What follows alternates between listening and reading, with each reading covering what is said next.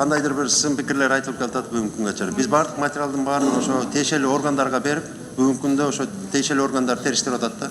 Анан жанагы интернеттерден чыгып аткан паспорттун баары бул мамлекеттик каттоо кызматынан жазалбагандыгы аныкталып атат. Бул баягы бөлөк жактан жазалган жазалма паспорттор болуп чыгып атат. Аны кантип аныктадыңыздар Кыргызстанда жазалбагандыгын? Себеби бүткүл дүйнөлүк басма сөз булар Кыргызстандын гражданы деп атат да. Кыргызстан эл аралык коомчулуктун астында фабрика болуп калды да, террористтер үчүн паспорт баскан. Бул Кыргызстандын эл аралык беделине чоң кедергисин тийгизип атат. Мен өкмөттүн өкүлүнө сунуштар элем. Бизде азыр жасалма паспорт жасаган юридикалык тарап же адам жасалма аттестат, жасалма метрика жасалгандай эле жазалат да. Биз ошол жазаны күчөтпөйлүбү? Себеби жасалма удостоверение жасасаң, ошол окуу жайдын беделине доо кетет.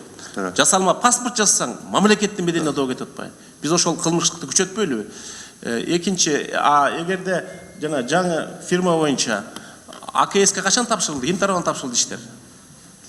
Биз мамлекеттик каттоо кызматы тендерде баягы утуучусун баягы комиссия аныктап бердик. Андан кийин независимый аудиторду текшерди. Андан кийин арыз түшүп, ошо бизди сатып алуу департаментине кайрылган, ошо тендерге катышкандар. Ошо департаменттен АКС менен бүгүнкү күндө ошо прокуратурага териштирүү жүрүп атат бүгүнкү күндө. Мыйзамдуулугун териштирүү бүткөндөн дагы жолу кайтып көрбөйсүңүз.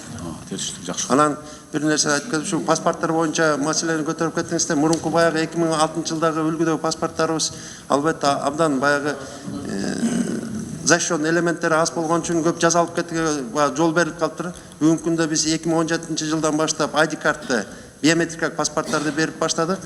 Бүгүнкү күнү мен ойлойм, бул паспорттарды жазууга эч кандай мүмкүнчүлүк жок.